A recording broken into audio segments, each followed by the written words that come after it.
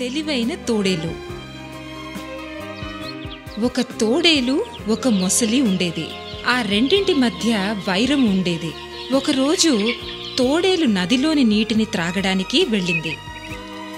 నీళ్లు త్రాగడానికి ముందు అటూ ఇటూ చుట్టుపక్కల ఏవైనా ప్రమాదం ఉందేమోనని చూసుకుంది. లేదని నిర్ధారించుకొని నీటిలోకి దిగింది. ఆ నది మొసలికి నివాసంగా ఉంది. మొసలి తోడేలు వెనుక కాలిని కరిచి పట్టుకుంది. తోడేలు గుండె గుబేలుమంది. వెంటనే తన తెలివిని ఉపయోగించి గట్టిగా ఒక తన్ను తన్ని, భళా మామ, కాలు అనుకుని కర్ర పట్టుకున్నావా? నా కాలు ఇది అంటూ తన రెండవ కాలుని చూపించింది. తన పొరపాటు చేశాననుకొని తోడేలు కాలుని మొసలి వదిలివేసింది. తోడేలు వాయువేగంతో నది ఒడ్డుకి చేరుకుంది. నవ్వుతూ పారిపోయింది. వెర్రి మొసలి అలా నోరు తెరిచి చూస్తూ ఉండిపోయింది. మొసలి జరిగిన సంగతినంతా ముంగిస బాబాయికి పూసగుచ్చినట్టు చెప్పింది. ముంగిస, నీవు నది ఒడ్డున వెల్లికలా పడుకొని చనిపోయిన దానిలాగా నటించు. తోడేలును నది ఒడ్డుకు తీసుకువస్తాను. అప్పుడు దాన్ని నీవు చంపి తినవచ్చు. మరుసటి రోజు ముంగిస తోడేలును కలిసి, ఏ మిత్రమా, బాగున్నావా? అలా నది ఒడ్డుకి సరదాగా వెళ్దాం అని అనింది. తోడేలు వెంటనే, నది ఒడ్డుకి మాత్రం రాను, అక్కడ మొసలి ఉంటుంది అనగానే ముంగిస నవ్వుతూ ఇలా అంది, ఇంకెక్కడ మొసలి? నది ఒడ్డున చచ్చిపడి ఉంది. నీవు నన్ను నమ్మకపోతే నాతో రా అంటూ నది ఒడ్డుకి వెళ్తాయి. తోడేలు ఒడ్డున బిగుసుకొని పడి ఉన్న మొసలిని చూసి మనసులో ఈ విధంగా అనుకుంటుంది, ఏమిటి, మొసలి చనిపోయిందా? ముంగిస నిజమే చెప్తోందా? ఎలా నేను నమ్మేది అనుకుంటూ మొసలికి కొద్ది దూరంలో నిలిచి, మొసలి చచ్చినట్టు లేదే అంది.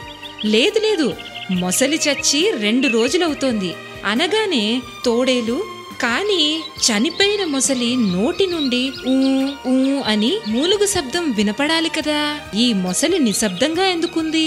అది విని మొసలి తోడేలు నిజం పసిగట్టి పారిపోతుందని తలచి ఊ ఊ అని మూలగడం ప్రారంభించింది. నక్క ఉపాయం ఫలించి విషయం బోధపడి నవ్వుతూ, నేను ఇంత తెలివి తక్కువ మొసలిని ఎక్కడా చూడలేదు, చచ్చిన ఏ జంతువైనా మూలుగుతుందా అంటూ అక్కడి నుంచి పారిపోయింది. మొసలికి మరోసారి ఆశాభంగం అయింది. తెల్లవారిపోయింది. మొదట పిట్టలు మేల్కొన్నాయి.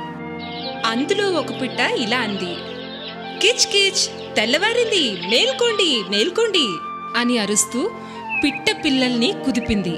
అప్పుడు పిట్ట పిల్లలన్నీ నిద్రలేచాయి. అవన్నీ కూడా కలిసి కిచ్ కిచ్, తెల్లవారింది తెల్లవారింది, మేల్కోండి అని అరుస్తుండగా కోడిపుంజు మేల్కొంది.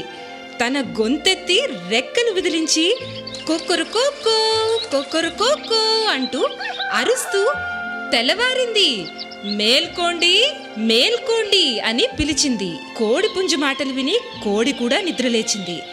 వాటి పిల్లలు మేల్కొన్నాయి.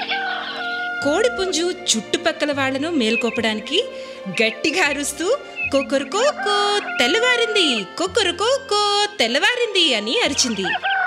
కోడిపుంజు అరుపులు విని లేగదూడ మేల్కొంది. ఎద్దు మేల్కొంది. గేద మేల్కొంది.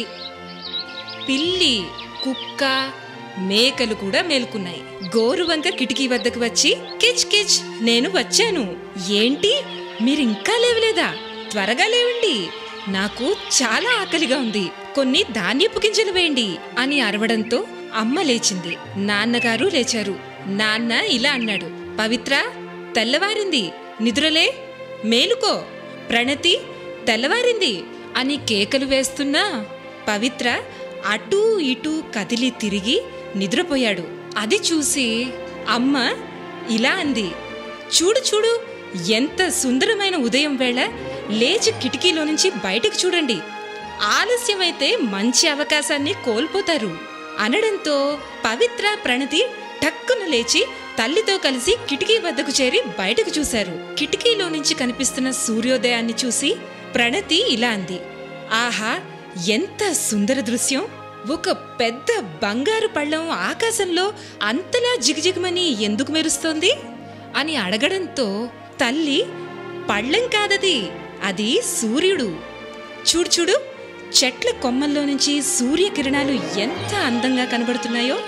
అప్పుడు ప్రణతి అమ్మతో ఇలా అంది, అమ్మా, ఈరోజు ఉదయం ప్రకృతి ఎంతో అందంగా ఉంది అనగానే అమ్మ, ఈరోజే కాదు, ప్రతిరోజు ఉదయం ఇంత అందంగా ఉంటుంది. అప్పుడు ప్రణతి, అవునా, అయితే రోజు మేము ఇదే సమయానికన్నా ముందే నిద్ర నుండి మేల్కుంటాము అనగానే తల్లి, అయితే మంచిదే అంది.